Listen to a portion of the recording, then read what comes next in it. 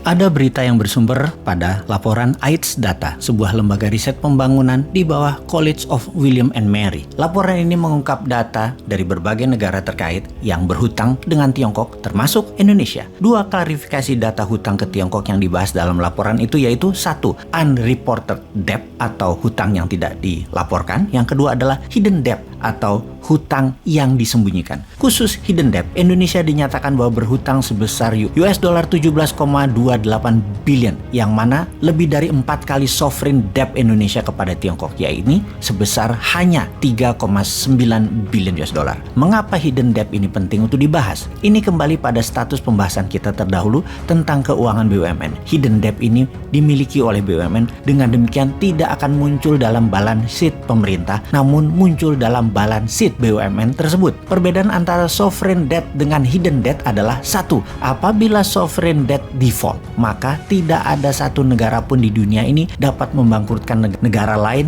karena sovereign debt ini. Biasanya menyelesaikannya dilakukan dengan revolving hutang dengan tenor dan bunga yang baru, atau diselesaikannya oleh IMF dan World Bank. Lain halnya dengan hidden debt. Jika default, maka satu, pertama, ditawarkan kepada pemegang saham mayoritas BUMN, yaitu pemerintah, untuk membayar debt ini, dan dua, jika tidak tersedia maka aset diambil, dan jika tidak cukup maka aset-aset pemerintah lainnya ikut disita. Ingat, ini bedanya ya. Inilah bahaya hidden debt. Garuda, PLN itu berpotensi hilang aset atau diakuisisi asing. Memang pejabat BUMN membantah bahwa hutang-hutang ini tidak dipublikasikan secara transparan kepada publik dengan merujuk pada laporan Bank Indonesia. Tetapi maksud hidden debt dalam penelitian ini lebih kepada tidak dimuatnya hidden debt ini di balance sheet pemerintah. Karena tetap saja pemerintah berpendapat bahwa penyertaan modal pemerintah dalam BUMN itu bukan fiskal. Ini aneh sekali. Ya, tapi namanya juga lagi berkuasa. Ini yang ditakutkan mereka kalau suatu hari mereka tidak berkuasa lagi. Aturannya dibalik ke sebagaimana seharusnya. Mereka bisa kena pasal pelanggaran dan penyalahgunaan kekuasaan. Dan ini penjaranya panjang, baju oranyenya panjang hal ini, dan banyak lagi berjamaah. Oke, kita lanjut. Jadi paling aman sampai tahun 2024 atau 2029 masih dikawal mereka. Kalau perlu tambah 3 tahun dulu diperpanjang jabatannya dengan alasan pandemi. Lalu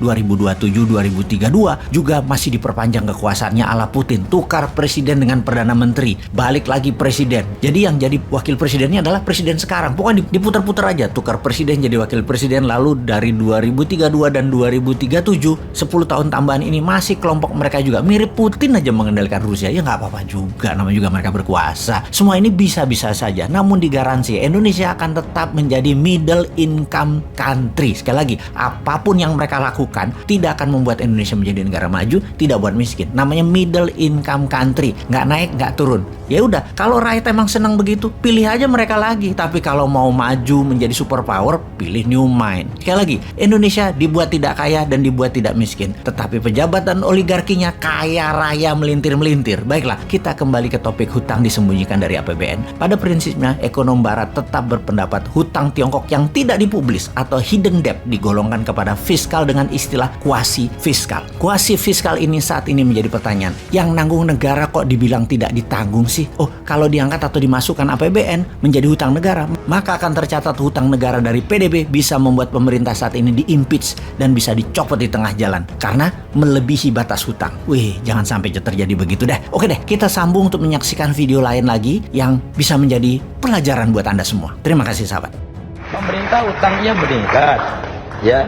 Pemerintah bilang kecil utangnya itu bandingkan sama Jepang.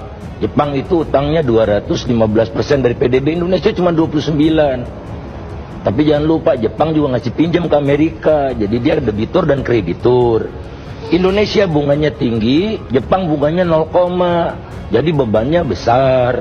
Kemudian Jepang utangnya itu 90% kepada rakyatnya sendiri, jadi kalau bayar bunga uangnya nggak lari. Indonesia tertinggi di dunia, utangnya yang dipegang oleh asing, bonds ya gitu. Jadi jangan nyesatkan juga dong gitu, seolah-olah Indonesia utangnya nggak ada apa-apa gitu. Faktanya adalah Indonesia berutang karena apa? Karena pengeluarannya meningkat, pendapatannya turun. Tax ratio 5 tahun terakhir turun. Di era Pak Jokowi setiap tahun tax ratio turun. sehingga penerimaannya naik, pengeluarannya turun. Nah, akibatnya utang tambah banyak.